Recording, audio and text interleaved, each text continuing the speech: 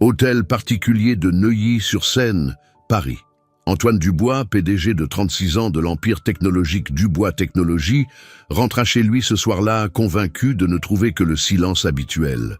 Au lieu de cela, il entendit des voix provenant de son bureau privé. Le cœur battant, il s'approcha de la porte entr'ouverte et resta paralysé par ce qu'il vit. Élise Moreau, la nounou de sa fille Chloé, était assise devant son ordinateur d'entreprise, les doigts volants sur le clavier, tandis qu'elle résolvait le code que ses meilleurs ingénieurs n'arrivaient pas à déchiffrer depuis des mois. Un problème qui coûtait à son entreprise 500 millions d'euros. La jeune femme de 27 ans, qu'il ne considérait que comme une simple nounou, était en train de sauver son empire. Ce qu'Antoine fit après avoir découvert sa véritable identité changerait à jamais 2 vies et un destin d'entreprise de plusieurs milliards. Antoine Dubois observait depuis le seuil de son bureau la scène incroyable qu'il avait sous les yeux. Élise Moreau, la femme qui depuis 6 mois s'occupait de sa fille Chloé avec un dévouement absolu, tapait des codes complexes sur son ordinateur portable d'entreprise avec une vitesse et une précision que même ses ingénieurs seniors ne possédaient pas. L'hôtel particulier de Neuilly-sur-Seine était plongé dans le silence nocturne parisien. Chloé dormait à l'étage, ignorant que la femme qui lui lisait des contes chaque soir était en train de sauver l'entreprise familiale. Antoine avait bâti Dubois Technologies à partir de rien, la transformant en un géant technologique de 3 milliards d'euros. Mais ces derniers mois, un problème dans le système de sécurité informatique menaçait de faire s'effondrer tout son empire. Élise portait encore sa robe bleue de nounou, celle avec le col blanc qu'Antoine trouvait si formelle et rassurante. Ses cheveux châtains étaient noués en un chignon parfait comme toujours, mais ses doigts se déplaçaient sur le clavier avec l'assurance de quelqu'un qui avait passé des années à programmer des systèmes complexes. À l'écran défilaient des lignes de code qu'Antoine reconnaissait. C'était le pare-feu qui protégeait les données de millions de clients. Depuis des semaines, ses meilleurs techniciens travaillaient jour et nuit pour résoudre une faille qui permettait des intrusions dans le système. Chaque violation coûtait des centaines de milliers d'euros en dédommagements et dégâts d'image. La presse financière avait commencé à parler d'une possible crise. Les investisseurs étaient nerveux et Antoine savait que sans une solution rapide, l'entreprise familiale pourrait faire faillite en quelques mois. Et maintenant, sous ses yeux, une nounou faisait ce qu'une équipe de 20 ingénieurs n'avait pas réussi à accomplir. Élise arrêta ses doigts, s'appuya contre le dossier de sa chaise et sourit en regardant l'écran. Elle avait résolu le problème qui détruisait son empire. Antoine fit un pas en avant, faisant craquer le parquet ancien. Élise se retourna brusquement, le visage pâle de surprise et de terreur d'avoir été découverte. Pendant un moment, leurs regards se croisèrent, lui surpris et confus, elle terrifiée d'avoir tout gâché. L'homme s'approcha lentement, les yeux fixés sur l'écran de l'ordinateur. Il reconnaissait chaque ligne de ce code, avait passé des nuits blanches à l'étudier avec son équipe. Mais maintenant, tout était différent, réparé, parfait. Le problème qui détruisait son entreprise avait disparu comme par magie. Élise balbutia une explication confuse, essayant de justifier sa présence devant l'ordinateur d'entreprise.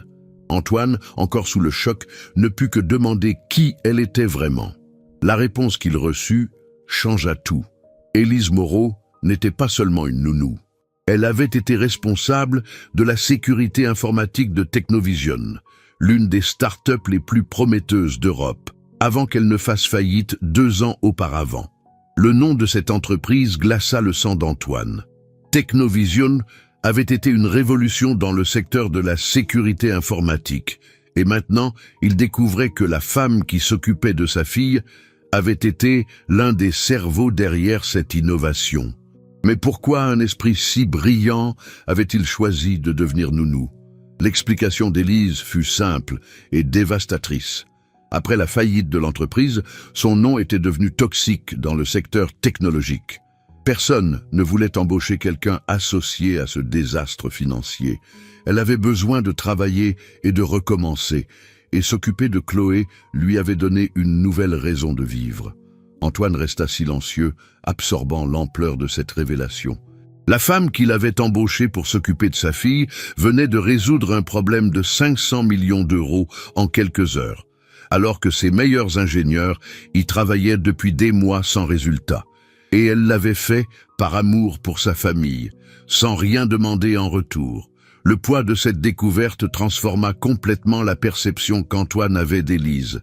Elle n'était plus seulement la nounou parfaite qui s'occupait de Chloé. C'était une femme extraordinaire qui avait sacrifié sa brillante carrière pour repartir à zéro et qui venait de sauver son entreprise par un geste d'amour pur. Les jours qui suivirent la révélation furent chargés d'une tension électrique qu'Antoine n'avait jamais connue auparavant. Élise continuait ses tâches de nounou avec le même dévouement que toujours, mais maintenant il y avait quelque chose de différent dans l'air. Chaque regard qu'ils échangeaient était chargé de significations non dites. Chaque conversation cachait des couches de compréhension plus profondes. Antoine ne pouvait pas chasser de son esprit l'image d'Élise devant l'ordinateur, concentrée et sûre, sauvant son empire avec la même naturalité qu'elle préparait le petit déjeuner à Chloé. C'était comme s'il avait découvert que la personne qu'il croyait connaître était en réalité une illusion, et que la vraie Élise était bien plus complexe et fascinante qu'il ne l'avait jamais imaginée. Pendant les réunions d'entreprise, Antoine se surprenait à penser aux compétences cachées d'Élise, à la façon dont elle pourrait révolutionner son entreprise si elle travaillait officiellement pour lui. Mais il y avait aussi autre chose qui le troublait. La conscience croissante que ses sentiments envers elle changeaient d'une façon qu'il n'avait jamais prévue. Élise, de son côté, vivait dans un état d'anxiété constante.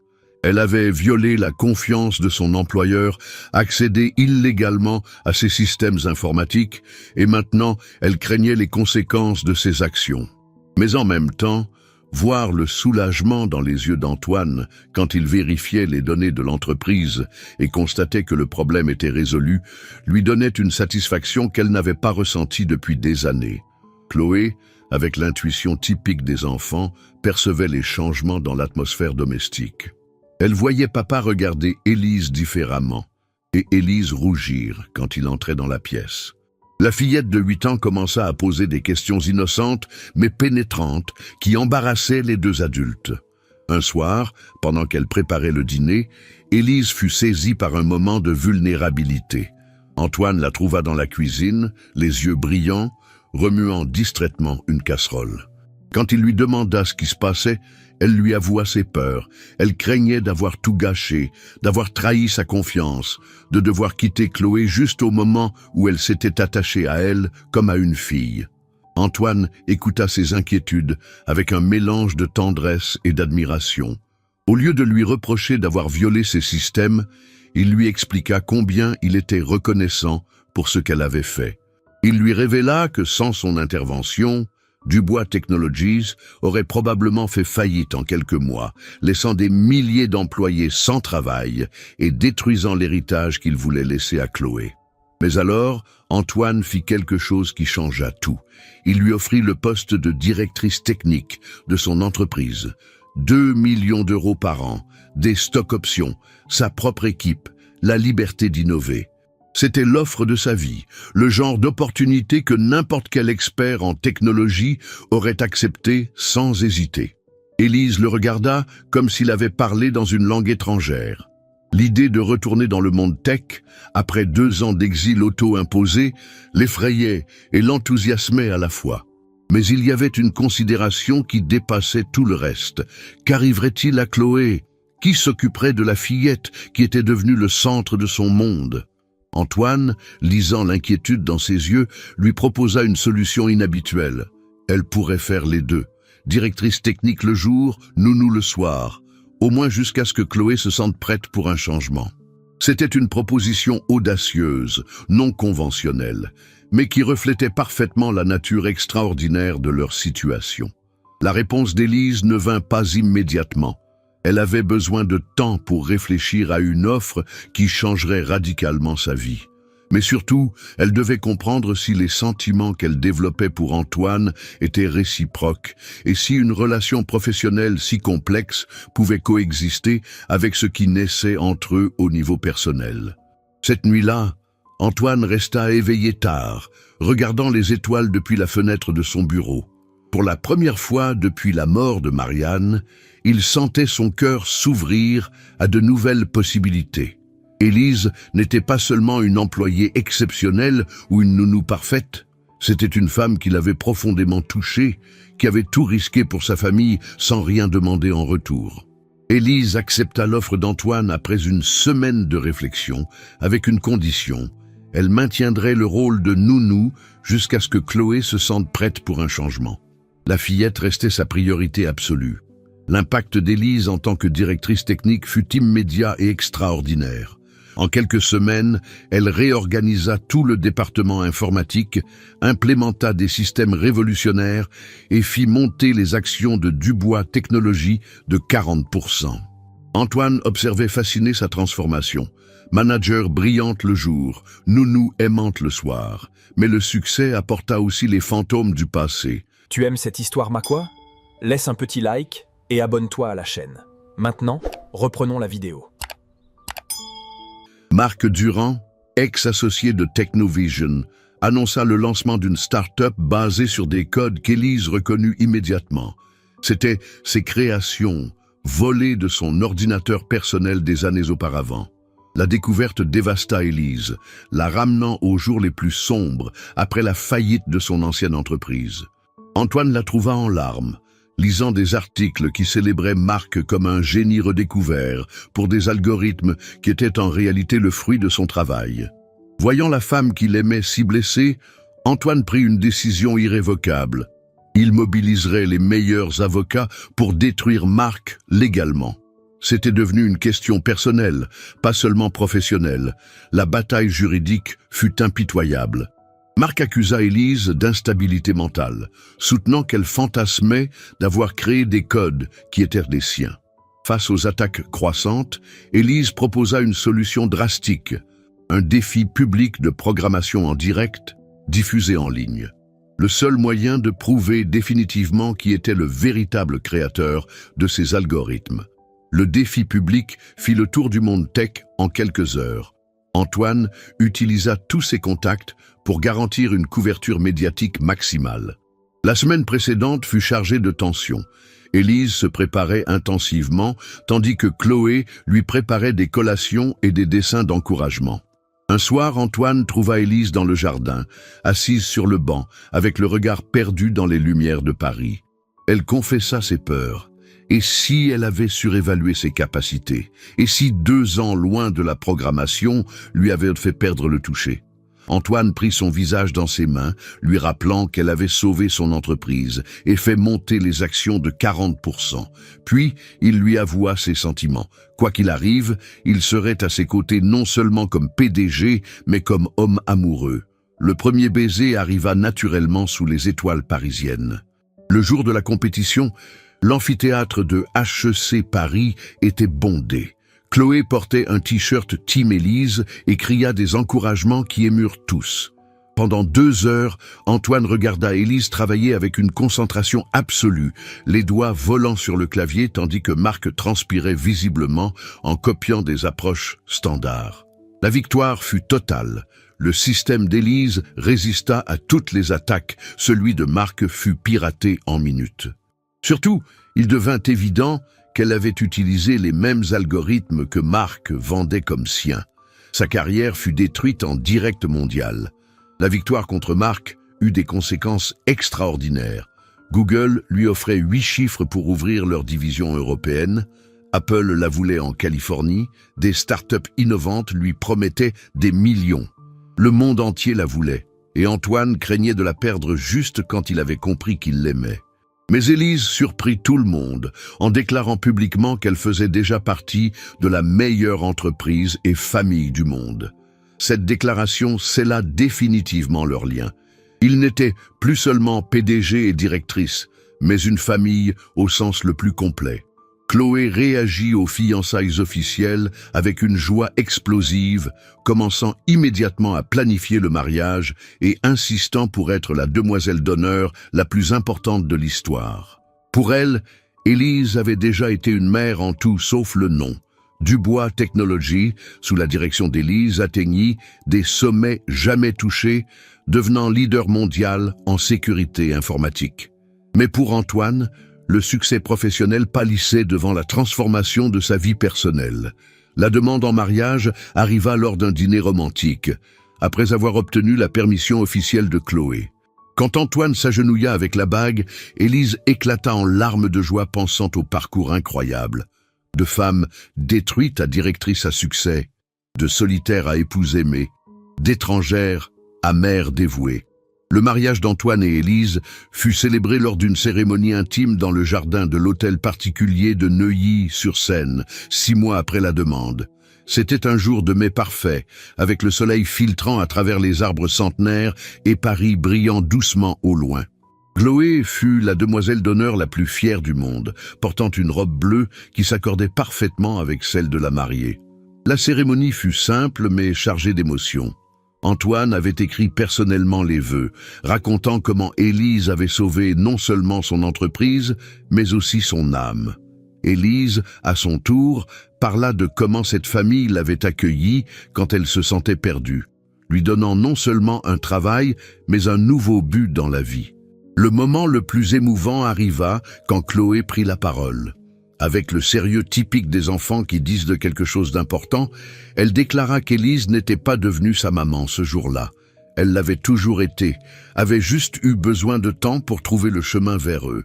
Il n'y eut pas un œil sec parmi les invités. La lune de miel fut courte, mais parfaite. Une semaine en Provence, entre vignobles et villages médiévaux, avec Chloé qui les accompagnait et s'amusait à faire la photographe officielle du voyage. Antoine et Élise avaient décidé que leur plus beau moment devait être partagé avec la fillette qui avait rendu leur amour possible. Au retour, la vie reprit ses rythmes, mais tout était différent. L'hôtel particulier de Neuilly était maintenant officiellement le foyer de la famille Dubois complète, avec Élise, qui avait transformé la chambre d'amis en bureau domestique où elle pouvait travailler quand nécessaire. L'équilibre entre vie professionnelle et familiale devint naturel, avec Antoine et Élise qui alternaient dans les engagements d'entreprise pour garantir que Chloé ait toujours au moins un parent présent. Dubois Technologies continua de croître sous le leadership conjoint d'Antoine et Élise. L'entreprise devint un cas d'étude dans les universités de commerce pour comment elle avait réussi à se réinventer et atteindre l'excellence mondiale. Mais le vrai succès était visible chaque soir, quand la famille se réunissait pour dîner et Chloé racontait sa journée d'école tandis que les parents partageaient les développements professionnels. Chloé grandit entourée de l'amour et de l'exemple de 2 personnes qui avaient transformé leurs défis en opportunités. Elle absorba facilement autant les leçons de business du père que celles de technologie de la mère, montrant une précocité qui promettait bien pour l'avenir de l'entreprise familiale. Mais surtout, elle grandit avec la conscience que l'amour vrai peut arriver des façons les plus inattendues et que les familles peuvent se former de 1000 manières différentes. 1 an après le mariage, lors d'un dîner d'entreprise pour célébrer un contrat particulièrement important, Antoine se retrouva à observer Élise pendant qu'elle parlait avec des partenaires internationaux. Elle était élégante, confiante, brillante. Aucun de ces hommes d'affaires n'aurait jamais imaginé que 2 ans auparavant, cette femme changeait des couches et préparait des goûters pour une fillette de 8 ans. Mais Antoine savait que c'était précisément cette polyvalence, cette capacité d'exceller dans des rôles complètement différents, qui la rendait si spéciale. Élise n'avait jamais cessé d'être la femme qui s'occupait de sa famille avec un dévouement absolu. Elle avait simplement ajouté d'autres dimensions à sa personnalité extraordinaire. Chloé, maintenant âgée de 10 ans, avait commencé à montrer de l'intérêt pour l'entreprise familiale. Souvent, elle demandait à pouvoir visiter les bureaux de Dubois Technologies, et Antoine et Élise l'emmenaient volontiers voir le monde qu'ils avaient construit ensemble. La fillette observait tout avec des yeux curieux et posait des questions intelligentes qui surprenaient souvent même les managers les plus expérimentés. Un soir, en couchant Chloé, la fillette posa une question qui toucha les 2 parents. Elle demanda si un jour elle pourrait travailler avec eux dans l'entreprise, non pas parce que c'était une obligation, mais parce que cela lui semblait le plus bel endroit du monde où travailler. Antoine et Élise se regardèrent au-dessus de la tête de la fillette, partageant un sourire qui contenait tous les espoirs et rêves pour l'avenir. La réponse fut que l'entreprise serait toujours là pour elle si elle le voulait, mais que le plus important était qu'elle devienne la personne qu'elle désirait être. Chloé hocha solennellement la tête, puis ajouta qu'elle voulait devenir comme maman Élise, douée avec les ordinateurs, mais aussi douée pour s'occuper des gens qu'elle aime. Cette nuit-là, Antoine et Élise s'assirent sur la terrasse, donnant sur le jardin éclairé par la lune. Paris brillait au loin, mais leur monde entier semblait concentré dans cet hôtel particulier, dans cette famille que le destin avait construite de la façon la plus inattendue.